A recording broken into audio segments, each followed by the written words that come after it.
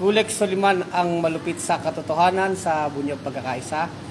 Ayan, magbigay lang tayo ng reaksyon mga kabunyog tungkol dito sa nangyaring mga edit picture nung sinasabing tumama daw sa loto, no? So ang tanong natin mga kabunyog, mga kababayan, kayo ba ay tataya pa sa loto, no? Yan ang ating tanong, no? Maraming na bad trip dito sa nangyari. Napapansin kasi ng maraming tao, ng mga mananaya, yung loto, kapag malaking-malaki na yung premyo, nung nakaraan nga, mahigit 600 million, tsaka may tumatama. So, bakit naging controversial yan? May picture po kasi pinalabas yung PCSO, kung saan yung babae, tinatanggap yung cheque, parang ganon. Kaya lang, nag-react yung mga netizens na mukhang edit yung picture. So, nung nasabing edit yung picture, sabi nating nabuking, inamin naman po yan ng PCSO, no? Pangalan ba nito, yung head dyan. Inamin na talagang inedit daw yon for security reason. Ang masakit kasi dito mga kabunyog, mga kababayan, yung pagdududa na nakikreate sa tao, sa mga mananaya, no? Yung PCSO, hindi naman natin kinokontra yan. Dahil nga sana, yung mga kinikita niyang PCSO na yan, napupunta talaga yan sa charity. Kaya nga, Philippine Charity Sweepstakes Office. O, hindi lang sweepstake, yung Lotto, Easy 2, di ba? Parte niyang mga tinataya ng mga tao dyan, mga kabunyog, napupunta sa charity, di ba? Ang tanong lang kasi dyan, may tumatama ba talaga? Para kasing ang lumalabas dito na parang mga sindikato Ganon yung nagiging impresyon na nung isang may nakaraang pangyayari pa diyan 433, no? Mga ganon. 400 mahigit yung tumama sa isang numero. Sabi nga statistically improbable 'yon, di ba? Kaya ang tanong natin, kayo ba'y tataya pa sa loto? So ang mahalagang malinawan natin dito sa investigasyon diyan sa gagawin o ginagawa ngayon, magtitiwala pa ba ang tao diyan? Yun lang naman po. Dahil ang punto diyan, bakit kailangan i-edit yung picture? So nung nabuking na in-edit, ang sinasabi for security reason. O nagdadahilan na lang ba kayo kasi nabuking?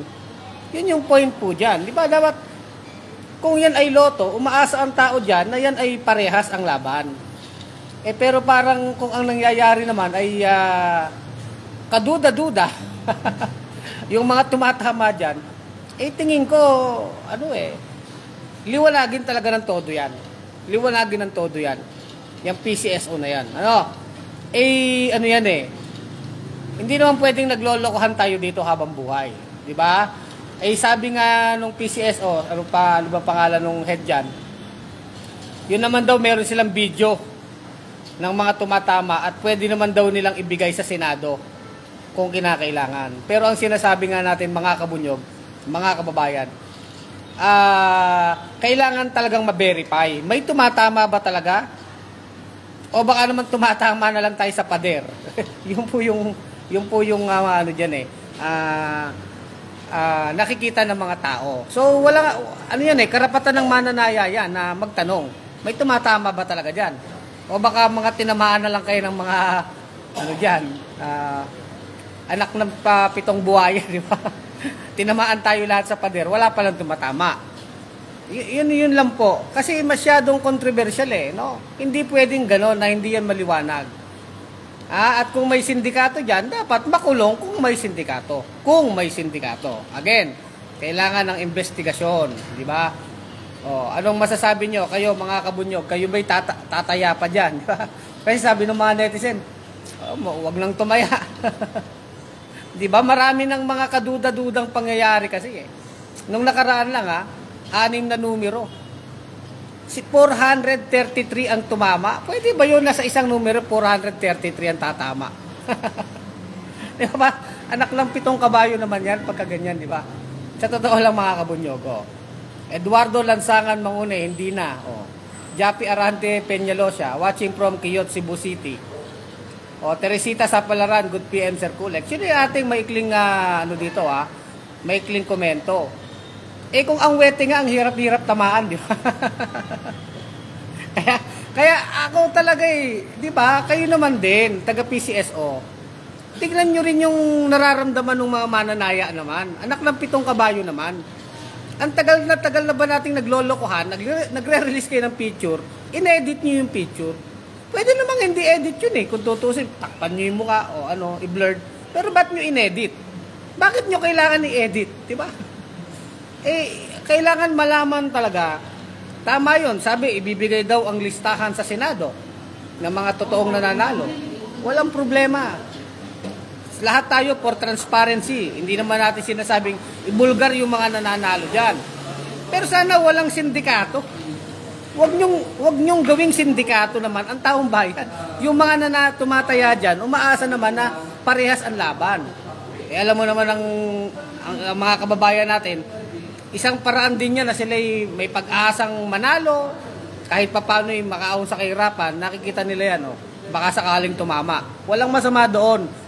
Sa kaunting halaga ay nagbabaka sakaling tumama. At yung taya naman, napupunta nga sa charity o sa mga tulong sa kapwa natin. O sana gano'n, walang kurakot din sana dyan.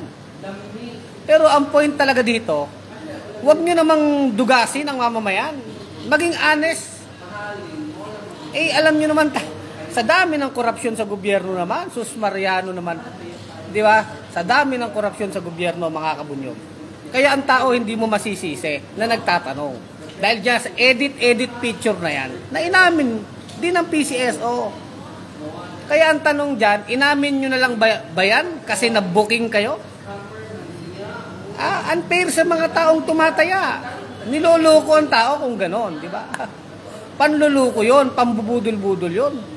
Kung yan palang loto na yan, hindi naman pala totoo ang nananalo. Yun ang ating talagang reaksyon dyan. At huwag natin sisisihin ng tao kung nagdududa. Dahil ang gumagawa ng pagdududa ay itong PCSO. Di ba? Kayo mismo. O Cesar Balmaceda, walang pareha sa sugal bro. Ayun na nga bro, di ba? Kabunyog Cesar Balmaceda. Sugal na nga lang, dinudugas pa. Di ba? Game of chances. Chance lang ang kinukuha ng tao dyan sabi nga nila, ano ba ang porsyentong mananalo ka sa loto? One out of how many million chances? Sabi nga nila, mas madali ka pang tamaan ng kidlat kaysa manalo sa loto. Parang ganon. Pero ang tao tumataya 20 pesos, 40 pesos. Malaking bagay na yan sa tao na naghihirap, pero umaasa So ang maibigay man lang ng PCSO, yung parehas na bola. Parehas na bola, yung fair play. Diba? Kung ang kinukulumbat ba yan? Sindikato ba yan? Totoo ba may nananalo dyan? Yan ang tanong dyan Yan ang tanong dyan. Francisco Antonio Mabunga, patas na pagtaya. Tama naman Ang mananaya, tumataya yan diba? Duga, sabi ni Francisco Antonio Mabunga, Julo Abordo, palitan na si Robles. Ayan, si Robles. Ayan nga, ang sabi ni Robles daw, may video daw sila ng mga tumatama. Sige, bigay mo yan sa Senado. Kaya nga tayo, nagsasuggest dyan, magkaroon ng independent verifier. So, hindi taga-gobyerno, parang isang grupo siya, isang komite, independent verifier. Mga tao na may integridad na mag-check, totoo bang may nananalo dyan? Di ba yun? Independent verifier dapat talaga, kung ilan yan. At i-check talaga yan. Ano ba sistema dyan? Baka napepeki naman yung mga ticket. Yung mga agam-agam ng mananaya, sinabing may tumama, wala naman palang tumama. Ang tumama pala, sindikato pala. Daan-daang milyon ang pinag-uusapan dyan. Daan-daang milyon ang pinag-uusapan Lalo na't nababalitaan ng ating mga kababayan, lumalaki ang habang lumalaki po ang premyo, daan-daang milyon, 100 million, 200 million. Lalong naenggan yung mga kababayan nating tumaya dyan habang lumalaki ang premyo. So, okay. Walang problema. Pero sana yun nga, liwanagin na yan ay malinis. Malinis na bulahan. Hindi bulahan na sindikato. Di ba? Yun ang ating point dyan. At malaki ang pananagutan dyan nila Mel Robles. Mel Robles ba yun? Yung chairman ng PCSO, di ba? Kayo ba? Yung inedit yung picture. Kasi inedit ang picture Na-booking kayo ng netizen. Ha? Kaya na lang ba kayo umame na inedit kasi na-booking na kayo? Di ba? Kung hindi pa kayo na-booking, hindi niya sabing inedit. Tapos parang ang dating, kasi for security reason sa mananaya. Walang problema sa security ng mananaya. Ang sinasabi natin, pwede naman na may security ang mananaya. Medyo i-blurred nyo yung picture, pero wag nyo i-edit. Naglolokohan naman tayo niyan di ba, Robles? Bakit nyo i-edit? Ibig sabihin, nanluloko kayo ng tao. Ganun po yun, di ba, mga kabunyog, mga kababayan? Sabi ni Abelino Catala, Abelino Catala, tataya tayo tapos sila lang ang mananalo. Yun nga masakit Suntok sa buwan. Hindi lang suntok sa buwan yung loto na yan. Kaya nga yung loto, luto Sabi ng mga netizen, luto. Ano bang luto yan? Lutong Macau? Ano bang luto yan? Ha? Miebin Badon, baka sa BP Sara yung nanalo. May memes nga ganun di ba? Cesar Pasigna, matagal sindikato ang loto. Kita nyo na mga reaksyon nyo, di ba? Yan ang totoong reaksyon ng tao Samuel Godwin, good morning everyone. Happy Monday to you all. God bless you all this year. Amen. Salamat mga kabunyog. Belia Paulo, bakit ng amount ng cheque ang blurred? Hindi, alam na nga yun na nga Ma'am Belia Paulo Alam na natin kung magkano tinamaan. Kasi ina-announce yan Punta kayo ng loto, bago ka tataya sa loto, alam mo na yung jackpot Kung 600 million yan, yun. Ang tao talagang umaasa dyan, kaya madaming tumataya. Lalo't 600 million yan, daan-daang milyon. Hindi yun ang kailangan i-blurred, Ma'am Belia yung amount kundi yung pwede yung mukha ng tao i-blurred ng konti. Pero wag nyo i-edit. Pwede, di ba, iba kasi yung usapan pag-edit Naglolokohan talaga tayo dun.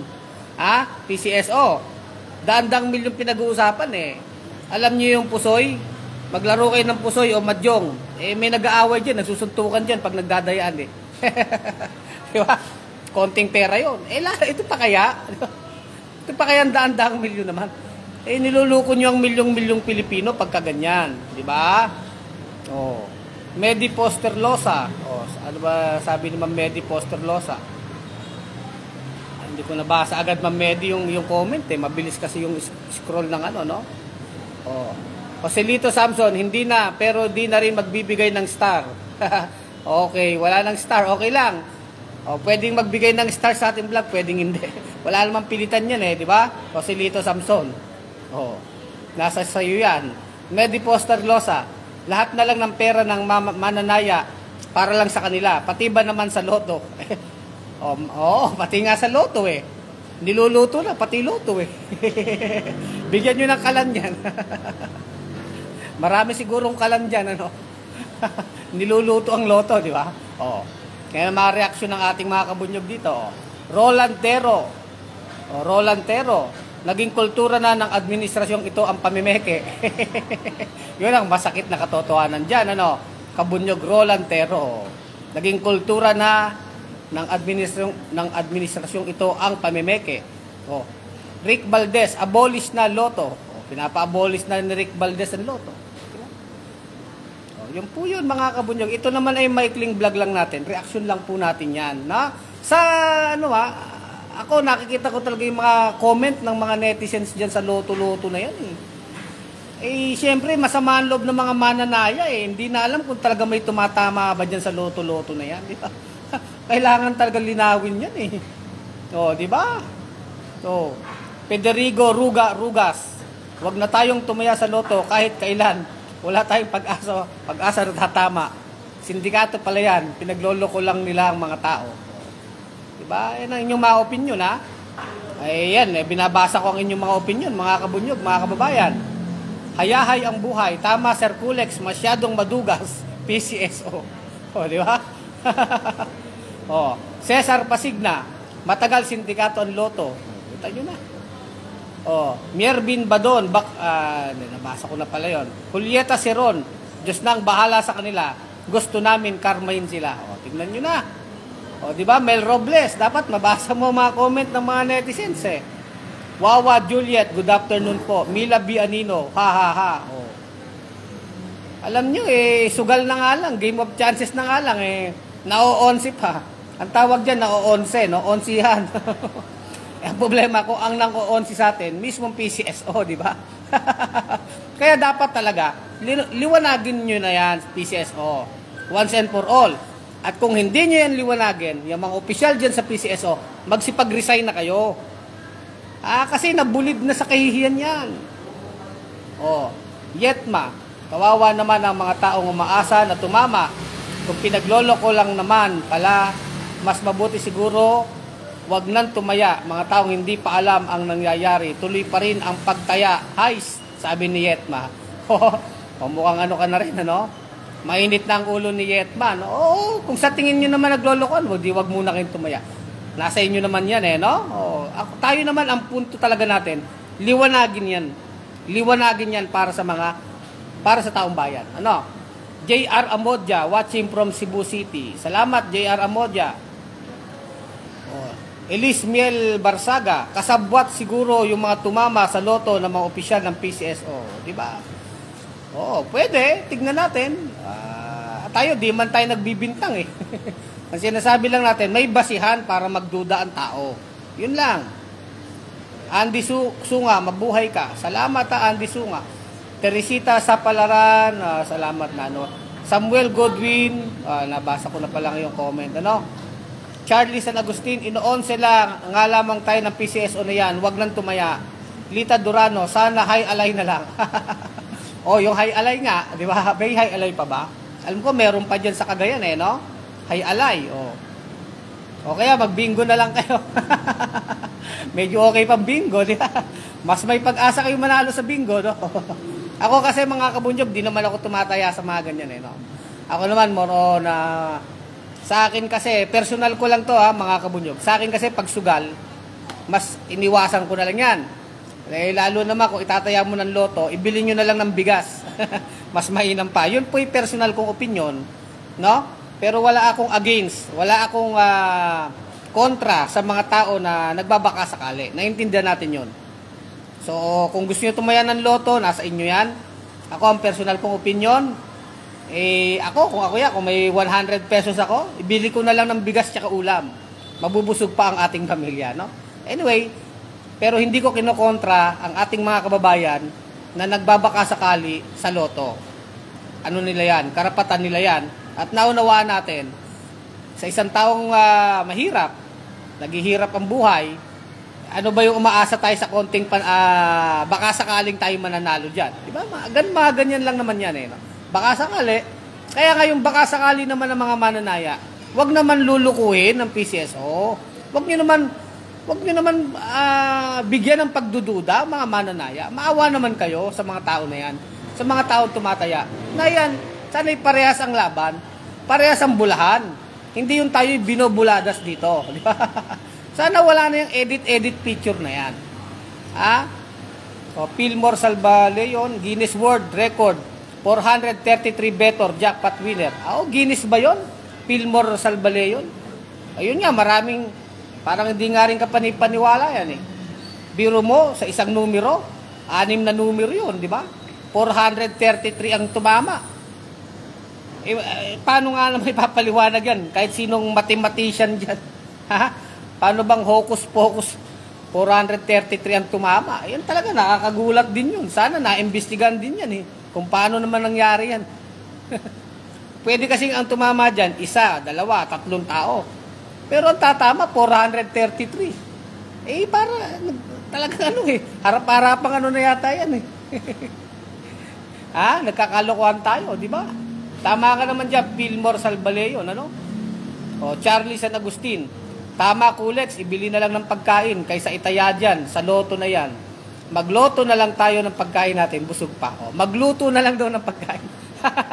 Tama din yon, Charlie Agustin, ano? Yan ay ating opinion, ano? Pero again, yung mga tumataya sa loto, hindi po namin kayo kinokontra. Karapatan nyo yan, ano? At naunawaan natin ang ating mga kababayan, kung minsan nagbabaka sakali na gumanda naman ang buhay sa pamamagitan ng pagtaya dyan sa loto, sila'y tatama, no? Di ba? J.M. Formoso, Loto Macau daw. Lotong Macau.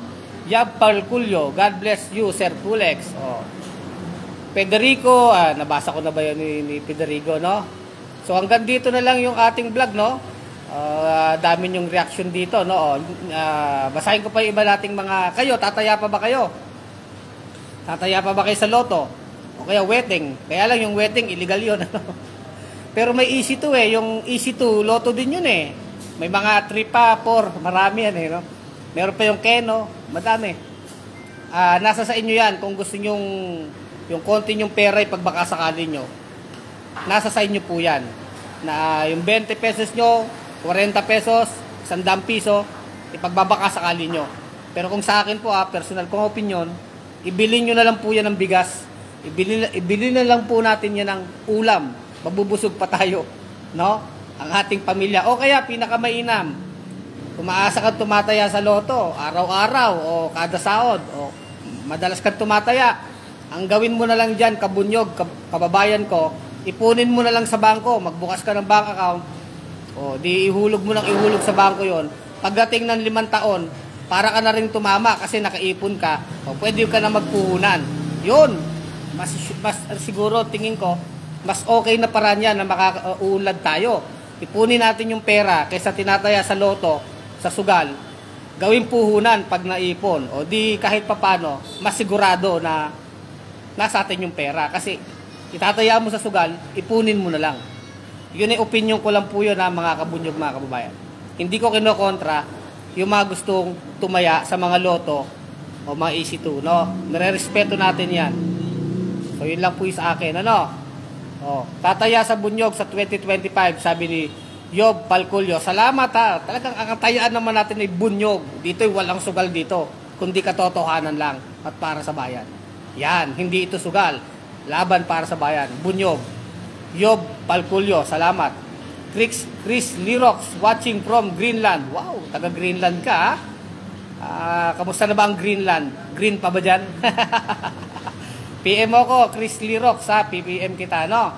Kasi may National Congress ang bunyog sa February 23, 24, 25. Magkikita-kita ang mga delegates ng bunyog sa Naga City. February 23, 24, 25. Tapos sa February 25, tutulak tayo sa plaza sa Naga City para i-celebrate ang EDSA People Power Anniversary. Diba? Yan. So magkita-kita mga kabunyog dyan, no? At suportahan nyo ang National Congress ng bunyog dyan sa Naga City, February 23, 24, 25. Pwede po kayo magpaabot ng tulong. Ano? PM nyo lang po ako. Bonifacio Garcia, grabe panloloko ng PCSO. Arnel Pon Clavo, maswerteng presidente. Ito ang daming nanalo. Sindikato sa gobyerno. Talagang kung mababasa ni Mel Robles to, aaray siya talaga, di ba? Mel Robles ng PCSO. Ano bang masasabi mo sa reaksyon ng mga kababayan nating Pilipino, di ba? Marami ang tinamaan, sabi ni Libby Duran. Kaganda ng comment mo, Libby Duran. Marami talagang tinamaan. Tinamaan tayo ng magaling. Yun po, no? Linda Durano, sana hay alay na. Nabasa ko na pala yun. So, Arnulfo Orago, tama boss, tataya. Kesa loto, dadayain lang. Lutong loto, El Sol, di ba? So hanggang dito na lang ating ang ating vlog, mga kabunyog, mga kababayan. Ako'y lumabas lang. Medyo maingay ako.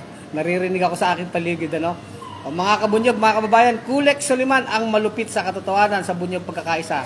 Mga kabunyog, mga kababayan, tuloy ang laban.